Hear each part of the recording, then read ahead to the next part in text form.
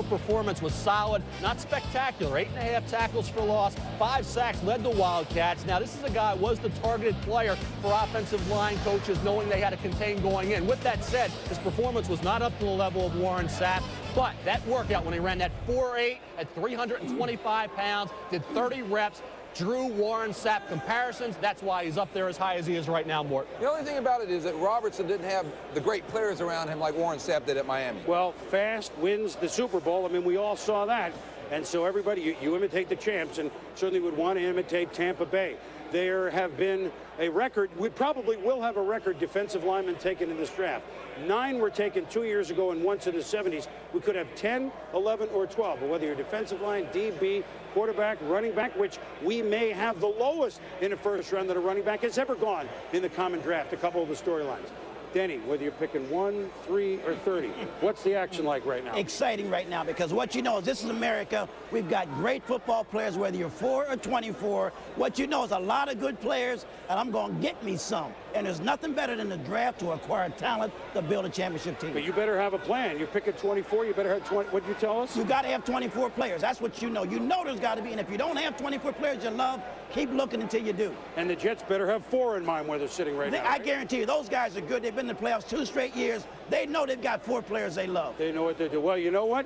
One of the storylines we'll be following today, this season, next season, is unfolding in the draft room in Dallas, where, for the first time as Dallas Cowboys head coach, Bill Parcells, Super Bowl champion, will hook horns, if you will, with Jerry Jones, Super Bowl champion. Will they hook horns? Will they be just a stampede, leading the Cowboys back? That's one of the places where we will be in the draft room.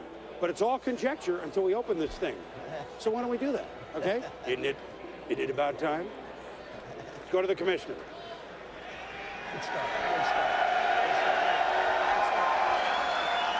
Good afternoon to football fans here and around the nation. Welcome to the 2003 National Football League College Draft. The Cincinnati Bengals have the first choice in the 2003 draft, and the Bengals are now on the clock. And they're booing the Bengals. You can't do that. You can't boo the Bengals just because they haven't had a winning season since 1990. They were definitive in this draft. The Bengals, who a couple of years ago stumbled with Achilles Smith, picking 3rd overall in the first round, who 10, 11 years ago stumbled with the 6 or 7 pick with David Klingler, now feel they have their man in Carson Palmer, Heisman Trophy quarterback, USC. Is this the way to go? Was there any question here? No. Chris, the question was, would it be Byron Leftwich, Carson Palmer? Leftwich had the leg injury late in the year. Carson Palmer had an unbelievable season. You talk about a turnaround year. 13 touchdown passes, 12 interceptions as a junior. Norm Chow, the offensive coordinator, was his 2nd season in Norm Chow's offense. First time in his career he had the same coordinator back-to-back years. He went off. I mean, you talk about a guy who had a great year. He put up huge numbers. It's now official. Let's go down to the commissioner. With the first choice in the 2003 draft, the Cincinnati Bengals select Carson Palmer, quarterback from Southern Cal. And what an exciting moment. You're the #1 pick of the draft. What a year. You threw for 4,000 yards. You've come from, well, not nowhere, but certainly off his junior year. You're the Heisman Trophy winner. You've signed a 6-year, $40 million contract plus some incentives.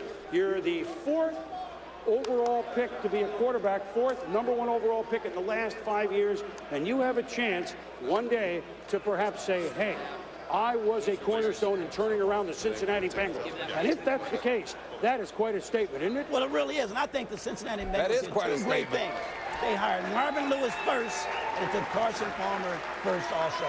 I think they're off to a flying start.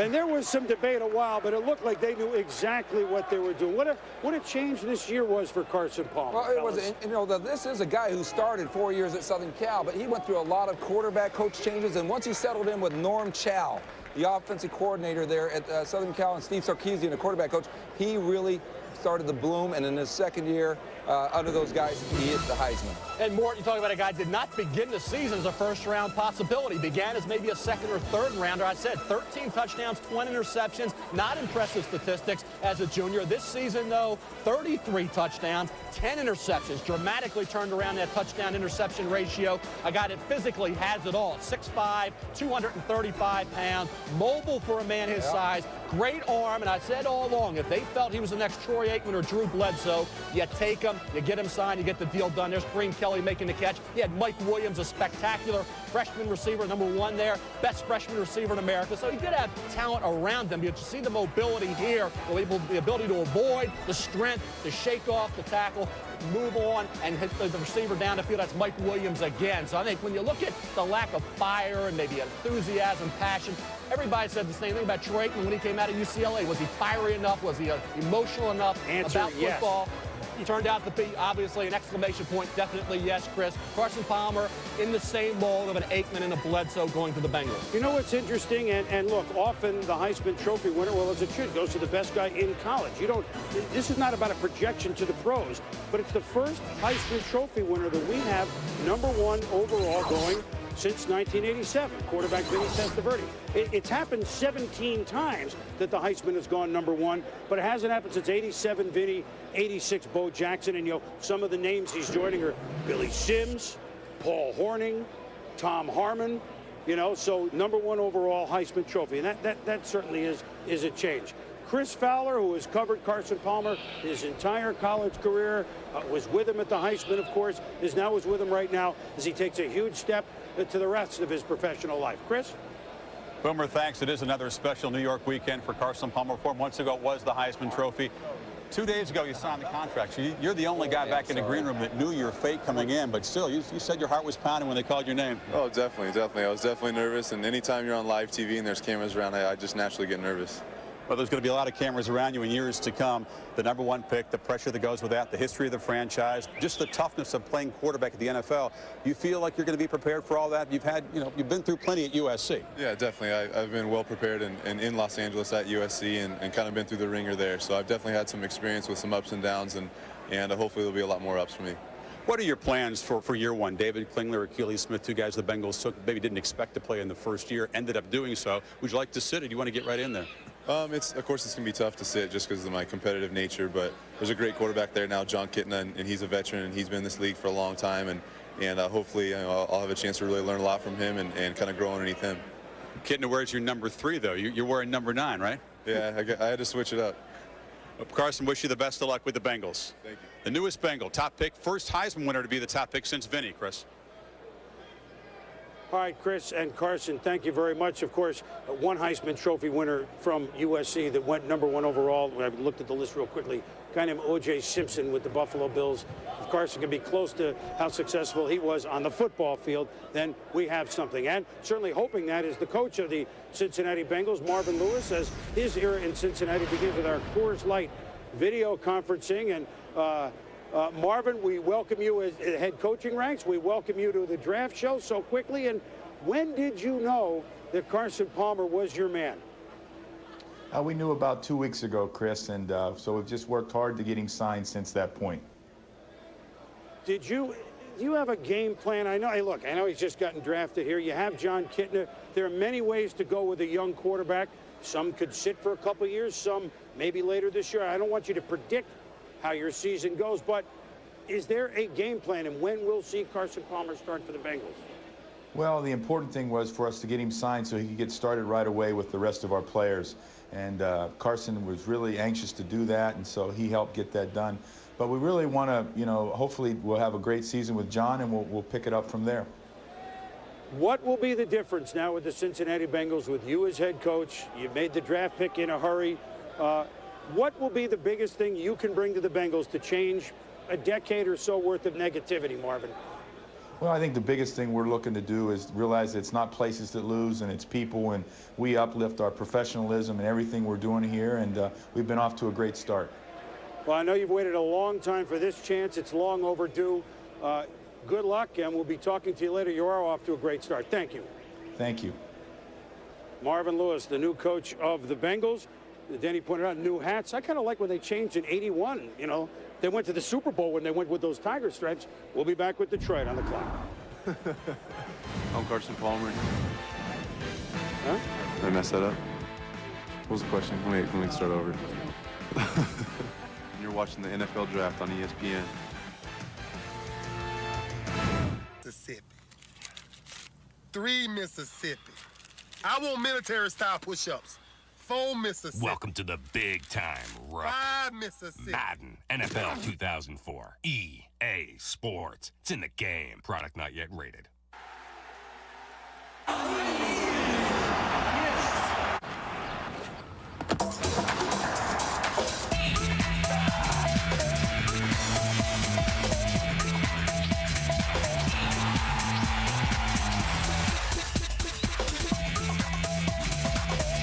The Saab 9-3 Sports Sedan just received a 5-star rating for collision safety performance from the European New Car Assessment Program.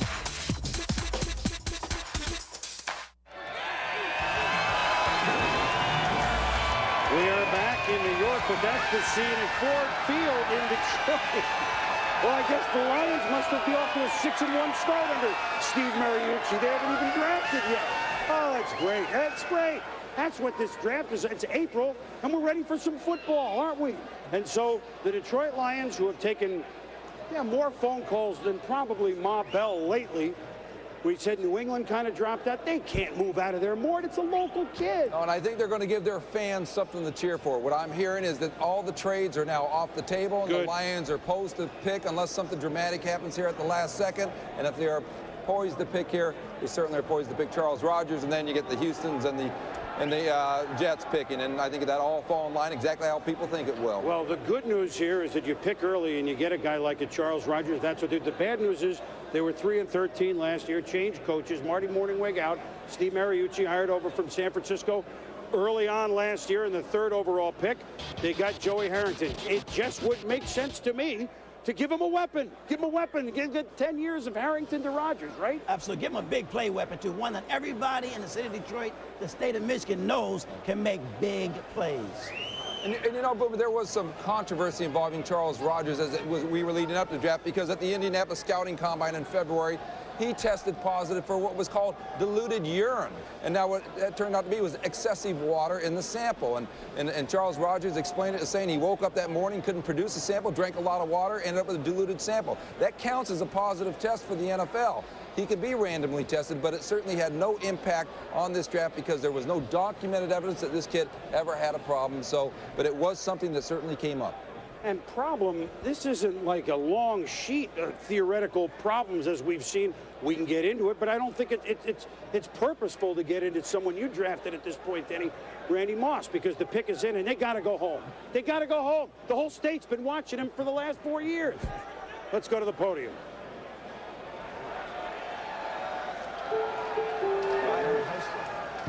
With the second selection in the 2003 NFL Draft, the Detroit Lions select Charles Rogers, wide receiver from Michigan State. The Lion has landed. You know what? All this talk about unpredictability, the first 2 picks were very predictable. Yeah, well, they need a weapon. I think just the fact that Matt Millen, the general manager of the Lions, opened this up for discussion with other teams, created the speculation. And who knows, he might have been a little bit of gamesmanship to leverage to make sure that Charles Rogers signs the contract early. Signability always being an issue now. And once they made the decision, the Lions management did last year to go away from Quentin Jammer, take the young quarterback Joey Harrington. You got to come back this year. They added Dre Bly in free agency. They had 2 young cornerbacks, Andre Goodman and Chris Cash. So they have some guys in the secondary can elevate that group. And when you have Joey Harrington, you better get him a go-to option. Bill Schrader, Oz Hakeem, they're not that type of player. Charles Rogers potentially is. You look at his size, his leaping ability, his speed. Physically, he has it all. He has to set his mind to being a great player, like a Jerry Rice, show that work ethic to take his game to a Pro Bowl level. You watch him the way he plays. Unbelievable talent. Sure, he dropped some passes this past year. A lot of that was concentration. They said it was a sun setting over Spartan Stadium. Quarterback inconsistency, quarterback problems. They used 3 different triggermen this year at Michigan State. That program had a ton of problems to deal with, a lot of distractions. He still put up good numbers, 21.9-yard average per catch. Did a heck of a job in that offense. He was the one shining star. You go back to the Notre Dame game. He made the unbelievable catch in the end zone, in the back of the end zone, to give the Spartans a lead. Then all of a sudden, Notre Dame comes back. Arnaz battle with the 60-yard catch. They lose. But overall, Charles Rogers, all along, going back to January when he declared, was earmarked for the Detroit Lions. And to me, Mort, that's the only way they could go. Well, let's face it. We're looking interesting. You've got a receiver being taken second in this draft. Not unlike unusual. No, exactly. Now you've got the Houston Texans here. They took David Carr last year. Lions took Joey Harrington. I think that David Carr probably will get himself a receiver here. I think the Texas State's in. And we're looking, obviously, talking about They got it, but as you watch Charles Rogers, 21 yards a catch for his career. And that would lighten your eyes, wouldn't it, Danny? Well, it really wouldn't. You know what? That's why they call them home run hitters. They're going to make big plays. Only they can make that kind of big play, and it's okay to drop some. Home run hitters strike out sometimes also, but most of the time they hit home runs. Charles Rogers the same way, and probably the next pick will be too. We do not often have wide receivers pick this high. Keyshawn Johnson went 1 overall in '96, the Jets. Then you go back, number 1 overall, '84, Irving Fryer, Patriots. Johnny Lamb Jones, a regrettable pick by the Jets, too, at 80. But this is unusual. But then again, Chris Fowler, Charles Rogers is an unusual receiver. Very unusual and very happy right now. Boom, Saginaw, Michigan native, to East Lansing, to Detroit. All those places are about an hour-and-a-half drive away. You got the huge Saginaw cheering section, 100 folks who bust in. Congratulations. Got to be a dream. Man, it's a dream, man. I just thank God for giving me this opportunity in life for me to excel and have my dream come true, man. I'm glad my family here, people from Saginaw, we did it big. Big party in Detroit. You said you'd be very excited to play with Joey Harrington. Never really played with a quarterback like that. Definitely, I'm excited. You know, I think the chemistry going to come, and I'm looking forward to it, and I think big things going to happen. And Bobby Williams, the guy who recruited you to Michigan State, the former head coach, is you're going to be a new position coach for the Lions. Definitely. You know, I'm happy to be reunited with Bobby. Me and Bobby had good ties, and it's good to be with Bobby, and I think things going to work out well. We heard the discussion about the diluted sample, all the stuff you went through. We had lunch yesterday. You told me with 2 kids, it would be ludicrous for you to make a mistake like that, and you wanted to clear your name. Definitely. You know, I got too much to lose, and I wouldn't even put myself in a situation like that. But I'm happy things worked out, and I just thank God for this day. As you told me yesterday, never use drugs, right? Never. Never. Never means never. Charles, congratulations. Enjoy yourself in Detroit. Motor City has a new home run threat, guys. All right, fellas. Only Andre Bad Moon Rison had more receiving yards in the history of Michigan State. He was a great pro. Charles Rogers should be great. Will we have a receiver next with Houston? We'll be back. He was an interesting pro, but he was a great pro. Welcome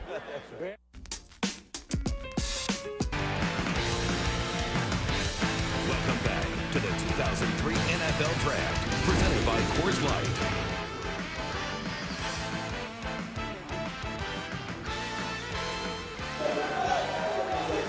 We're back in New York.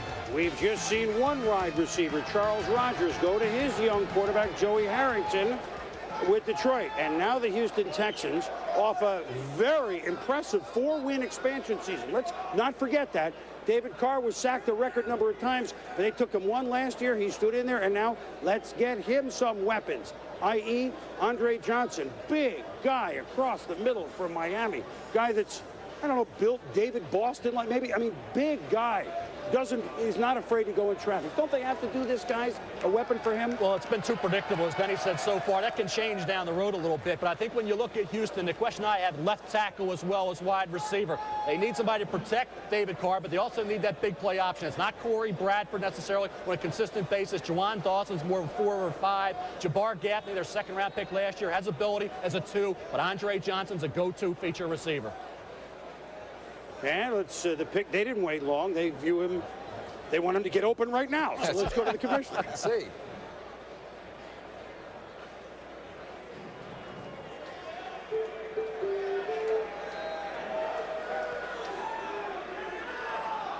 With the third selection in the 2003 NFL Draft, the Houston Texans select Andre Johnson, wide receiver, University of Miami. The Chicago Bears are now on the clock. You know, Chris, Mel was making a point about getting somebody to protect David Carr and the beating he took. Now, that's not unlike what Troy Aikman went through in his rookie season with the Dallas Cowboys. And I got a sense from a lot of coaches out there who watched David Carr persist through his rookie season that he is definitely a star in the making. And so getting him and Andre Johnson, and they obviously still have to build that offensive line. David Carr might have been one of the better quarterbacks since the last few years. Well, and they say, Mel, that for this year, and you're picking for 10 years, that maybe if you're selecting Johnson or Rodgers for year one, Johnson might be the more accomplished. He also, going across the middle, averaged 20 yards a catch. That's the thing. I think you look at that 21-yard average per catch, and you look at the toughness that Andre Johnson brings to your offense. He's got strong hands. He'll come across in traffic. He's 6'2", 230 pounds. That's amazing size with that 4.38 speed. Not many players at the wide receiver position come along with the kind of physical prowess he brings to your offense. A little more consistency. Route running could be improved a bit, but I think when you look at Andre Johnson, don't think he was a one-year wonder. This kid in the Rose Bowl, the national championship game, the end of his sophomore year, had a spectacular game against Nebraska, 7 catches, 199 yards, shared MVP honors in that game with Ken Dorsey, obviously shared the spotlight at Miami with Jeremy Shockey in 2001. They had Kellen Winslow Jr. this past year, Willis McGahee, but this kid still was a major factor in every game, and he's only going to get better. You haven't seen the best of Andre Johnson yet. Once he gets a little more consistency, a little more polish, tell you what, the sky's the limit, as it is with Charles Rodgers. Well, it really is. These guys represent the new type of receiver now. These are big, fast guys that can really run. They can go down the field and make plays. They can cross the middle. And what it shows you is that for the first time, 2 receivers in the first 3 picks, the quarterback means a lot, the receivers make a lot, and the offenses mean a lot, and that's kind of the new NFL. You are hearing that this is maybe a cross between David Boston and Terrell Owens, a 6'2", 230-pound guy. And he may drop some balls, but he's pretty big and he can run. Little historical perspective here, okay? 2 wide receivers in the top 5. 84, Irving Fryer 1, Kenny Jackson 4. 78, Wes Chandler 3, James Lofton 6, John Jefferson then 14. That was pretty good. But our favorite year was 88, 6 Timmy Brown, 7 R. Sterling Sharp, 11 Michael Irvin. Can Andre Johnson and Charles Rodgers go down with this class of Brown, Sharp, and Irvin? We shall see. A lot of folks think they can, Mark Malone. Well, Boomer, thank you, and welcome to the EA NFL matchup set. Mark Malone along with the bald and beautiful Merrill Hodge. I like it. Good thing you said beautiful at the end of that. I did say beautiful. And of course, Ron Jaworski, who's always here to help break it down. Interesting, we said Houston really needed a lot of help. They gave up 76 sacks. They need help on the offensive line. Gross probably a little too high to take at number 3. You like Andre Johnson? I love Andre Johnson. And if I'm David Carr, I am thrilled right now. You finally have that go-to receiver that every quarterback that wants to become an all-pro quarterback has to have. And you look at David Carr a year ago. Sure, he got sacked an awful lot. But as I broke down his tape week in and week out, I saw him get better every week. And the one thing that is real impressive about David Carr is he can make all the throws. This guy can throw it deep, he can read the coverage, and now you've got that go-to guy. You've got a player that certainly can make him elevate to the next level. Well, what's interesting, too, Boomer, is the fact that they can probably take an offensive lineman in the 2nd round. Back to you. Yeah, absolutely, Mark. They have picks later on. They got plenty of picks, Houston, and now the Jets are on the clock. So now we've gone quarterback, receiver, receiver. The crowd buzzing. We've heard JETS, you're about to have it. They didn't make this trade for nothing. They made it for this. Let's go down to the podium. I love it. For the 4th selection in the 2003 NFL Draft, the Chicago Bears have traded with the New York Jets. The Jets acquire the Bears' 4th pick, 4th in the 1st round, and the Bears acquire the Jets' 2 first-round picks, number 13 and number 22, and the Jets' 4th-round pick, number 116 in this draft. With the 4th selection in the 2003 NFL Draft, the New York Jets select Dwayne Robertson, defensive tackle from Kentucky. Jet fans are very happy. Well, you mentioned, Herm, they made the playoffs 2 years in a row, got a year farther last year, first-year playoff, then won a game and moved along, and now, well, let's see, Herm Edwards, part of Tony Dungy, defense fast, Tampa Bay. Let's see. We had Warren Sapp. Here he is. Tampa-like defense. Well, I'll tell you what, the Jets are fortunate. They got the guy they wanted. They made the deal early. They hung on at the 4 spot, didn't try to move up. If they did, they were unsuccessful and just held their breath that Dwayne Robertson would drop the 4 and make that deal worthwhile. It turned out that way. We look at Dwayne Robertson. The Warren Sapp comparisons are certainly there. He didn't dominate at Kentucky like Sapp did at Miami, but Mort made the point. It is accurate, Mort. He didn't have the great supporting cast. Teams knew they could configure things and scheme to stop him. He was double, triple teamed, yet he still had solid game after game all the way through this past season. And the Jets fans seem happy, at least the ones here are, but you do wonder at some point if people are going to second guess them in terms of not staying and getting themselves a receiver. Listen, they lost Lavernius Coles. They have some receiver issues. But the Charles Rogers, Andre Johnson coming off the board changed some of that. But you know what? I tell you something. If you can ever get in the top 5 picks and you can make that kind of a move, then you do it. And I think what you see is a big, strong 315-pounder who can make plays on the inside, can run up and down the line. And I think the correlation that you made, Chris, between Tony Dungy, Herman Edwards, Warren Sapp, Herman Edwards, why not? A big guy that can stop plays on the side, Mel. And really, I think, Denny, what did it for Dwayne Robertson, and we talk about workouts, how important they are with so much time between the end of the season and the draft here in late April, was that workout. Jimmy Kennedy's at Penn State was okay, not great. Ran a 5.23 at 325 pounds. Dwayne Robertson ran a 4.8 at 324 pounds, and you look at a 30 reps in the weight room. He showed strength, he showed explosive quickness, the ability to close. The productivity at Kentucky was a lot resulted by the fact that teams could scheme to stop him. He had 5 sacks and only 8.5 tackles behind the line of scrimmage. That's not imposing statistics. That's going to jump off the screen at you, but when you watch that workout, people became enamored with the kind of ability he has to move on to the next level and then all of a sudden start taking over games, Denny, once that supporting cast gets better. Well, he's built to play the position he plays. He's a big wide body that plays inside. What wide bodies do is make big plays and stop the middle, and then when they can help up and down the line, that's exactly what they do. So the Jets say, look, let's face it, there's some negative pub, although you're going to have that in this year of free agency. The Washington Redskins, who, by the way, open up with the Jets on that opening Thursday nighter against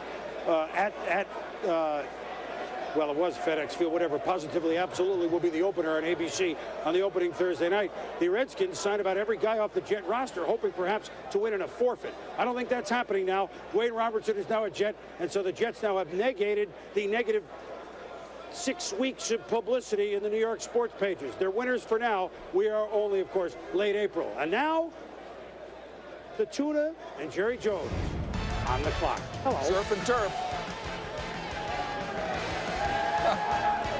Surf and turf.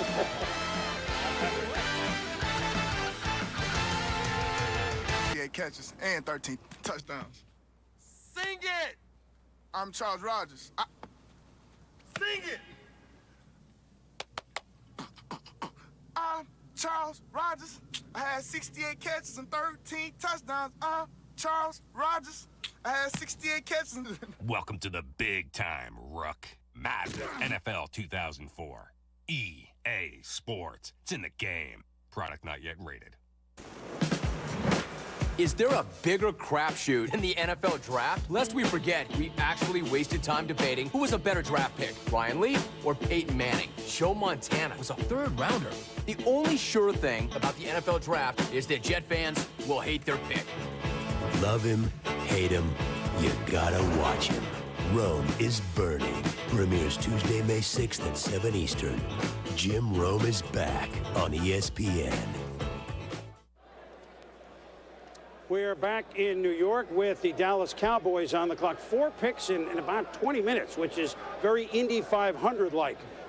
Not far from that brickyard is the new head coach of the Detroit Lions. That's Steve Mariucci, who joins us on our Coors Light video conferencing. And the first thing, Mooch, I got to say, aloha.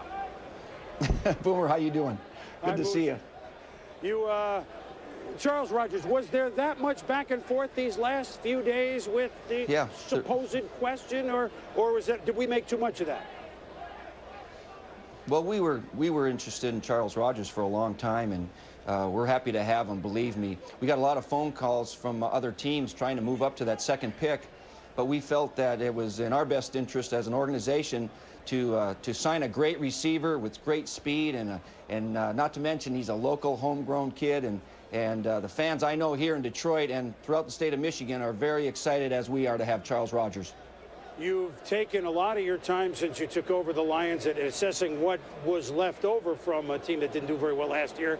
You've had a good chance to look at and get to know Joey Harrington. How do you see him in your West Coast system and with you? Well, it's going to be a lot of fun to develop Joey Harrington, and of course we have Mike McMahon, another young quarterback, and Ty Dittmer here. So it'll be a fun group of quarterbacks to develop along with Charles Rogers, and we're going to acquire some more youngsters today, as you know. It's going to be fun to build this team around a young quarterback like that, now a young receiver. And, you know, there's just such an upside here, and the city's excited, and it's great to be a part of the Detroit Lion family. Well, I know back home for you to go to the state of Michigan. We'll talk to you later. I know you got some work to do on your defense. Good job up top, Mooch. Thanks for joining us. Thanks, Boomer. Okay, thank you. All right, Steve Mariucci, a brave new world in Detroit. You saw how excited the fans are. And now we go to year 2 of the Houston Texans and the general manager, Charlie Casserly, on our Coors Light video conferencing. And Charlie, you went with the speed of Andre Johnson up with that card. Obviously, was there any back and forth this week, or you've been eyeing him for as long as we think? Well, we've been eyeing him for quite a while, Boomer, but like Detroit, we had some trade conversations prior to today and actually this morning, but nothing materialized on the clock. It would have taken an awful lot for us to move out of there. We really like Andre Johnson. I know that after 1 year in the pros, you know, players don't try to tell you what to do, but did you get a nudge every now and then from David Carr like, you know, a receiver would really be nice, Charlie? Well, I don't know, Boomer. We've been watching this ESPN commercial you've had on promoting us all week without an offensive line, so I'm not sure which way David Carr took that. But, hey, we're excited. We can line up now. We got Corey Bradford, Jabbar Gaffney. We've got 3 real good receivers that we can put out there and hopefully cause some teams some problems. All right, Charlie, you know what? We're going to personally put some guys to block for you because we took them away on that commercial. We'll take care of that while you do some picking for the rest of the 2 days. We'll see you a little later, Charlie. Thank you. Okay. Thanks, Boomer. All right, Charlie Casserly, the general manager of the Houston Texans, who had a really good year. I mean, 4 wins, expansion. Very impressive. Now let's go out to the Jets. Sal Paolantonio was there, and the Jets got their man, Sal. They did, Boomer. I'm with a very happy head coach, Herm Edwards. You made an enormous investment, took a bold move to get up, to get Dwayne Robertson. What did you see in him? What did you like? Well, obviously, his energy, what he brings to the table. He's a big man inside that can run. He's a very active player. Obviously can help us on our run defense, but can hit the quarterback. And I think that's very, very important in this league. And you're talking about a guy that can run very, very fast for his size. And he's really a guy that we need inside to help us defensively. What's his personality like, Herm? Did you talk to him? Did you get a chance to talk to him a little bit? Yeah, he was excited. Obviously, his family's here in New York, and he's really excited. The first question I asked him, was he ready to go get the quarterback? And he said, yeah, coach. And then we had picked him, and he had to leave. But he's excited about being here. I think our team will be excited about having him here. He's a guy, he loves football. He has passion for football. The way he practices and the way he plays, that's something that gets other guys energized. And you need guys like that on defense. All right, thanks a lot, Herm. We're going to go back to Chris Berman in New York. Chris? All right, Sal, thank you. There's a guy whose energy really translated into being in the playoffs 2 straight years, Coach Herm Edwards. Now, what will the tuna era begin with in Dallas? The pick is up. Let's go to the commissioner.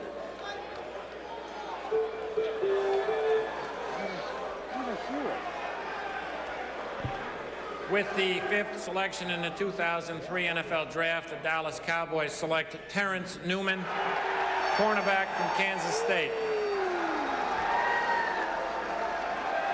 And why not? Mel, there were those that told me, Mel, Denny, and Chris, that he has the talent to be ranked #1 on some team's board at any position. Agree? I'll tell you, Chris, it was all about that shoulder injury. That was the talk of the last 3 weeks, about the shoulder injury that came up at the April medical recheck. And I think when you look at Terrence Newman as a player and the versatility he brings, talk about a guy that did the job in the return game, both punt and kickoff, played on the offensive side of the ball, caught touchdown passes. I think he's in the Champ Bailey mold. And I think when you look at that shoulder, Mort, you've talked to a lot of teams, how much of a concern was that shoulder injury? Most of the teams said we would take him, but there were some who were very concerned. It's a nerve damage or nerve impingement. The strength in the shoulder is not what it should be. Some people think he could be subject to injury. He could have surgery eventually. But all I know is that it was good enough for the Cowboys to take. Although we should talk about Coach Parcells and Jerry Jones in a little bit. But I will say this. The shoulder was a concern for some, but most said, yeah, he's too good of a player, you have to take him. Well, along with being such a great player and done so many things well, two-time Big 12 100-meter champion in track. This is a guy that can fly and make big plays all over the field, and that's something that there's no way the tuner could turn it down. Denny, I want to ask you this. Terrence Newman was a wide receiver and a punt kickoff returner. He's a shutdown corner. How much do you use him on special teams and on offense at the pro level his rookie year in the NFL? I think, first off, he starts out shutting down, being a shutdown corner. That's what they need quite a bit. Dallas has said as a 5-11 team, 3 consecutive years, they want somebody who can go out and help them play man coverage and play the style of defense that has to change. They've got the same defensive coordinator, new head coaches, no way they're going to play the same defense, so they're going to have to merge it a little bit. Let me ask you this question, Denny. Now, you've been in draft rooms since the Bill Walsh era began at San Francisco. 2 wide receivers and a corner in the top 5. Unusual, isn't it? It really is unusual. What it tells you is that there are a lot of big guys that you can get later, but a lot of really speed guys and skilled guys. What happens here, I mean, this is 5 picks. That quickly tells you the guy love is on the board, and I'm going to take that guy. And so 3 minutes, 4 minutes, boom, it's gone. Don't talk to us. Don't call us. We don't want to hear from you. We've got our player. We want our player. We don't want to hear from you. You know, defensive backs this high, not often. Quentin Jammer last year, Chargers 5. Champ Bailey 7 in 99 Skins. Charles Woodson 4, 98 Raiders. Pretty good guys. Jammer, the book is out on yet, but we go to Mark Malone and the EA Sports Desk. I'm sure you have several books that you're reading, fellas. Well, Boomer, indeed, we do have several thoughts. Obviously, there was some concern as to what the Dallas Cowboys may do, guys, whether they trade down and get more picks. Bill Parcells needs to fill a lot of holes. But when you took a look at that secondary from a year ago, Barrow, they definitely needed help there. You know, Mark, we studied the Cowboys secondary really all year, and the design has really been nice, but the design is about as good as your execution and your players. And as we studied the Cowboys, the thing that they really lacked all year was discipline and effort. Anticipating man, here's the Giants route combination. It's designed to hit the slot receiver on the cross. They will sit down the X at the bottom of the screen to hold the corner. This is confirmed from the end zone angle. Watch Kerry Collins. You can see from his body and his head that he clearly looks back for the crossing route. But that option is taken away by the wrinkle in this man-free scheme. But who's free is based on the release of the slot receiver. Because he releases to the inside, across the field, the deep safety is now responsible for him and takes him away. This leaves the other safety as the deep inside help on the post route. In theory, this route should be perfectly bracketed by the safety and the corner. Great call, great scheme. The coach put his players in a position to make a play. But as you see, the execution of the techniques needed to effectively play this coverage was just a bit lacking. Now, Bill Parcells' presence will take care of the discipline, the effort. Trust me, if you're not playing hard, you're not going to be playing there. Bill Parcells won't allow that. But now you have Newman and you have Roy Williams, one of the best safeties, even though he was a rookie last year, have a terrific secondary now immediately. Outstanding secondary, but pass defense is a combination of coverage and pass rush pressure. I think right now, Bill Parcells has to start looking to pressure the quarterback. Derek Ross, 9 starts. Mario Edwards, 15 starts. The 2 starting quarterbacks last year for the Dallas Cowboys. Chris Fowler is standing by with Terrence Newman. Chris? Now here, one of the fastest guys around, 4-time Big 12 sprint champion. Terrence, you are proof that a guy might be lightly recruited coming out of high school. I think it was Tulsa, Kansas, and Kansas State that recruited you. Here you are, early first-round pick. I was considered a project back in high school, you know, when Kansas State took a chance on me and it paid off. You get that kind of bravado and swagger and confidence that a great cornerback has to have. Anybody that you have to face at the next level intimidate you? I'm not intimidated, you know, but fear of failure is a great motivator, so I'm going to use that in the league. And you've said pretty bluntly that you deserve to be the #1 pick. Why not? Why not take me first? Why not? I feel I'm a great asset to a team, and I can help out in some way or another. You know, if I don't come in as a starter, I'll be on special teams, hopefully, and, you know, contribute and help out in any way I can. We talked at length yesterday about the nerve damage to the shoulder that you played through this past season at Kansas State that might have scared some teams that Mel was talking about. I tested your shoulder. Seemed pretty strong. Are you here to say it's no problem at all, not going to affect you at all on the field for the Cowboys? This is for Mel Kiper Jr. There's nothing wrong with my shoulder. All right, Terrence, congratulations. Wish you the best of luck down there in Dallas, guys. So, do I speak or not? All right, thank you very much. And again, you can't stress what an exciting day. They're in New York. They bring the family. They're going in the top 5 picks. It's just wonderful. But now, let us just say that Arizona is on the clock, and this, as we will explain, is a potential little left-hand turn in the draft. Partly because it's Arizona, partly because there may be lots of guys who want to trade. We'll be back. ESPN's exclusive coverage of the NFL Draft is presented by Coors Light. It's up and it's good. Sweaty clothes, owned by me, Ray Lewis. Welcome to the big time, Rook. Madden, NFL 2004. EA Sports. It's in the game. Product not yet rated.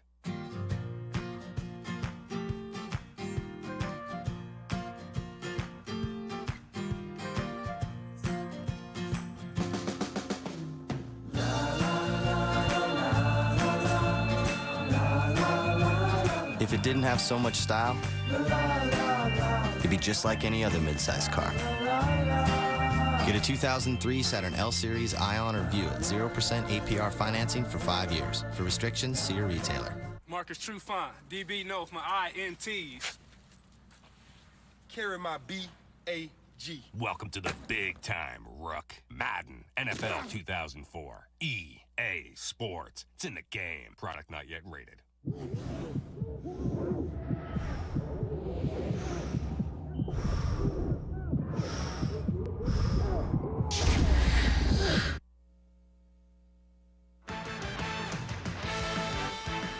Welcome back to the 2003 NFL Draft, presented by Coors Light.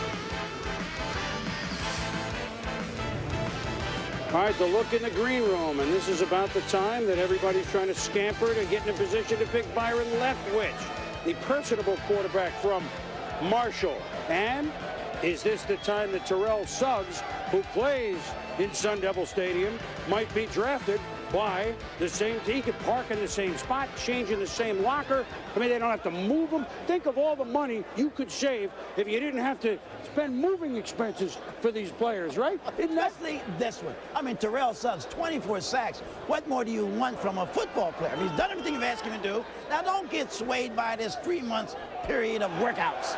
24 sacks in your stadium. But New Orleans has been calling to this spot and the spot behind because Marcus Trufant is on the board, the cornerback from Washington State, and so they are definitely tempted here. Well, let's explain that now if a corner is such a key position, not the defensive end isn't, but the corner board, Mel, is Newman, Trufant, and then supposedly a big drop. So teams like New Orleans, maybe others trying to get up here for Trufant? Well, he's really the player that can make the Saints draft because after those top 2 corners, there is a drop-off down to some corners like Eugene Wilson, guys like Sammy Davis, Rasheem Mathis, that are all projected late first, early second. So if you want the best value, you want a blue-chip corner, you got to go get Trufant if you're the New Orleans Saints. But one of the Cardinals' needs, and David McGinnis will tell you this, is a pass rusher. Terrell Suggs, 24 career sacks. That's an NCAA record. And so he ran 4.8 or 4.9. You know what? Simeon Rice ran 4.8 too.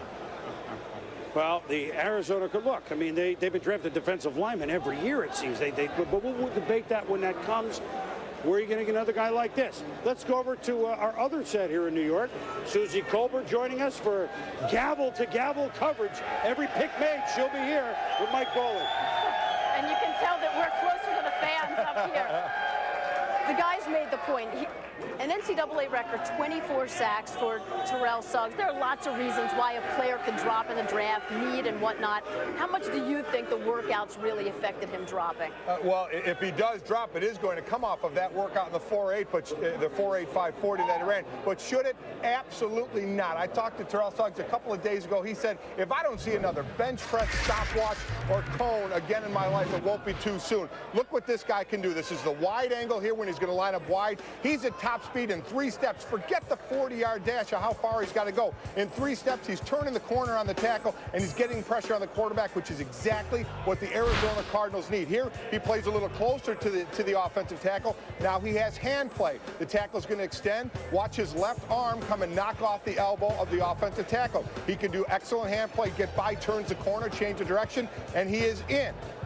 does an excellent job. Now the setup, because he has the offensive tackle stepping out. Look at this. Offensive tackles turn their shoulders. He plants on that outside leg, and he's got himself a lane back to the inside. This is instant pressure on the quarterback. On the opposite side, he'll blindside the quarterback. And any questions about the run, he said he gained some weight for the run. This is against Quam Harris, who's supposed to be a top-round pick from Stanford.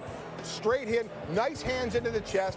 Good job getting rid of the offensive tackle and making the play. There is no way the Cardinals should pass on this guy. Forget the 40, forget the bench. They look at that stuff too much. This guy produces on the field. Bottom line, he can turn the corner. Bottom line, he can cause some fumbles, and that's what the Cardinals need. Already put on 10 pounds, talking about put on maybe 15 more of good weight, never really knew how to eat. Now eating right, the good weight. Here's a team last in pass rush the last 3 years.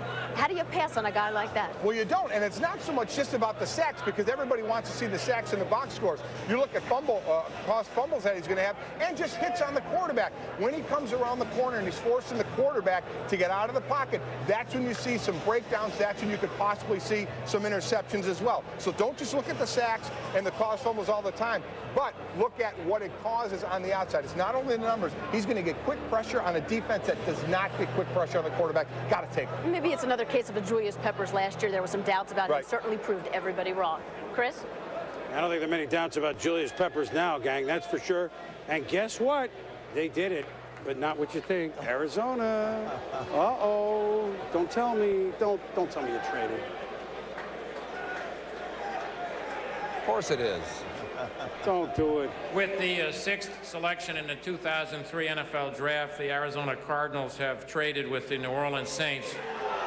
See? And the New Orleans Saints select Jonathan Sullivan, defensive tackle from Georgia.